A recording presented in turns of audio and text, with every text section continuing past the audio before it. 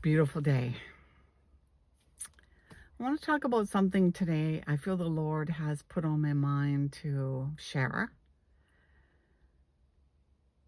When I was about 29, somewhere in there, so a few years back, the Lord gave me a vision, dream, not sure what it was.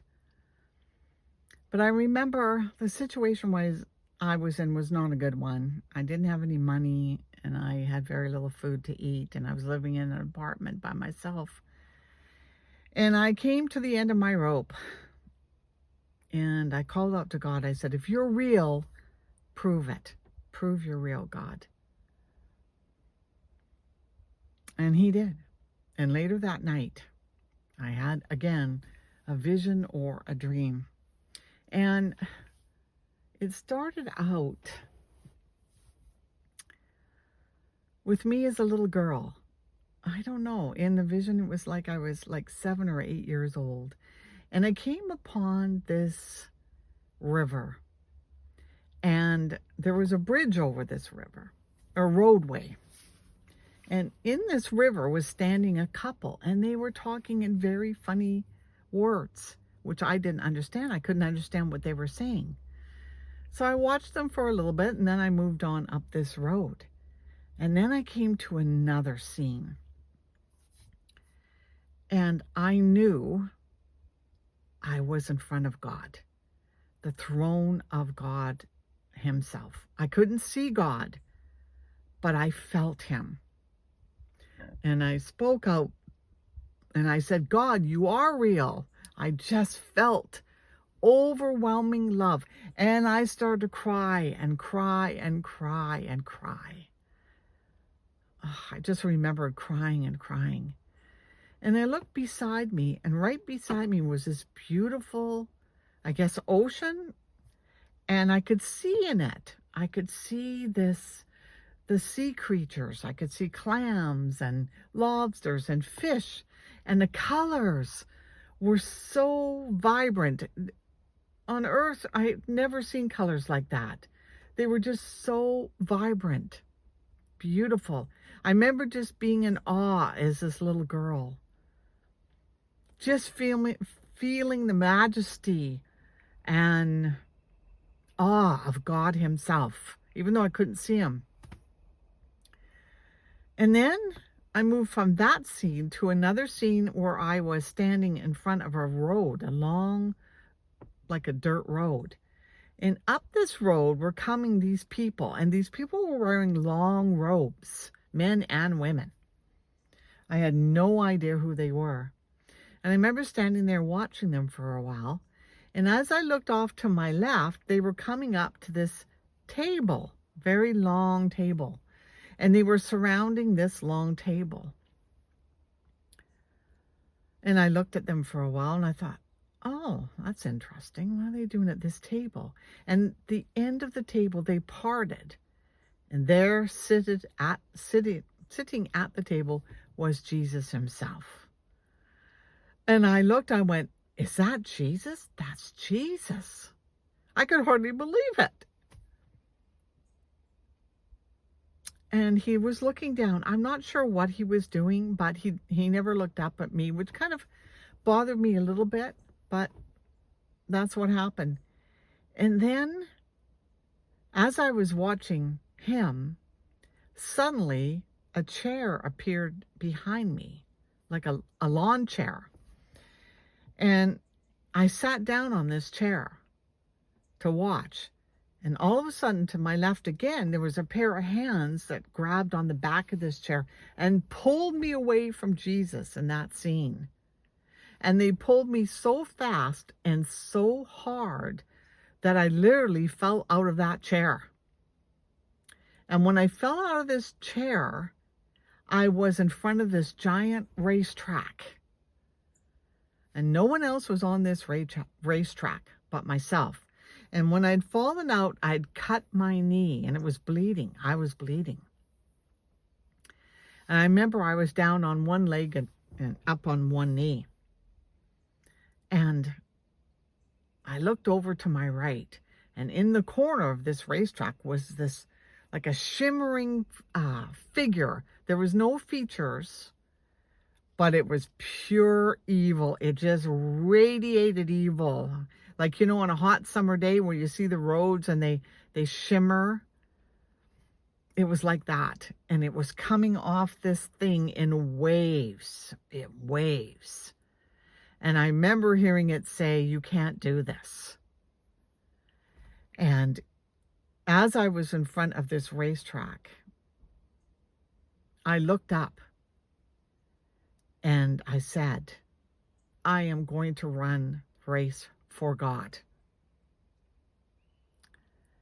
And that was the end of that vision. That was all there was to it. And it was so profound. I didn't know God. I hadn't read the Bible. I didn't know Jesus. I'd gone to Sunday school a couple of times. I think I'd been given a Bible, but I never really read it.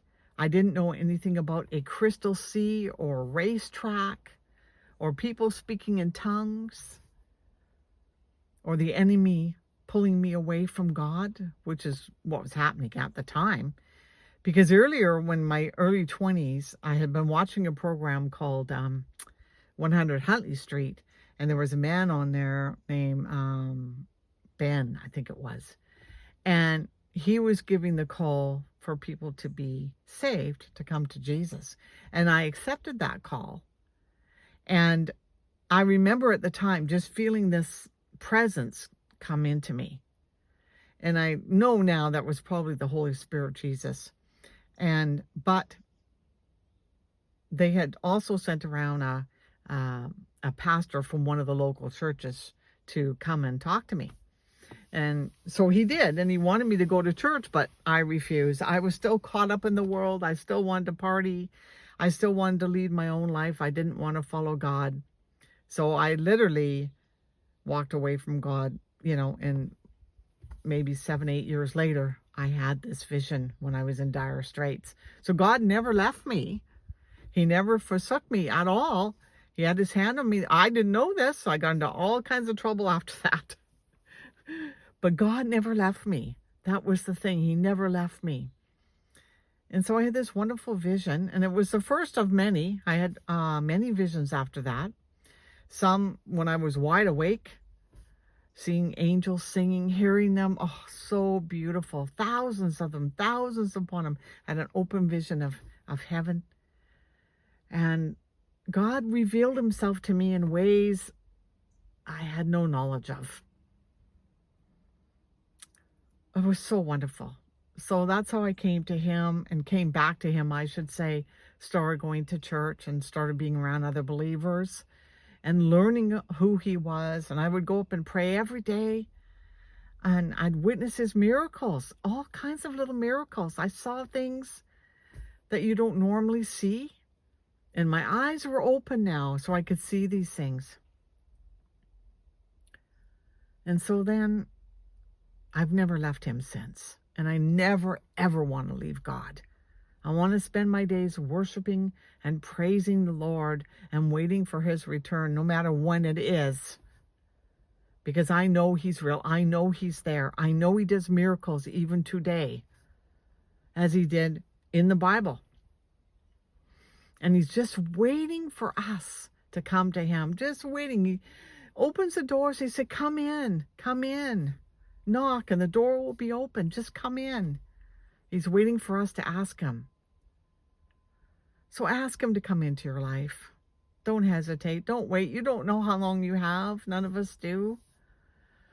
Life right now, the world as it is, it's getting darker and darker in some things. With all the wars, Iran and all the things going on. And we don't know one end from the other. We don't know what's up and we don't know what's down. But the Lord does, and he's in control of all of these things. So ask him to come in, show you, prove to you he's real like he did with me. He had such mercy and grace on me.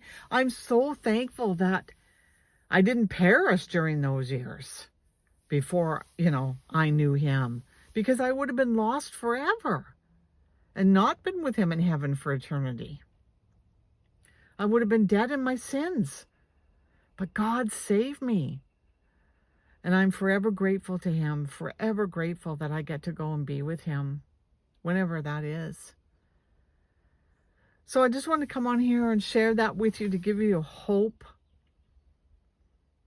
and purpose and knowledge that he is real. He is alive. He does hear your prayers. He's listening. The angels are real. They sing to him. They sing praise and glory all the time. Probably 24/7.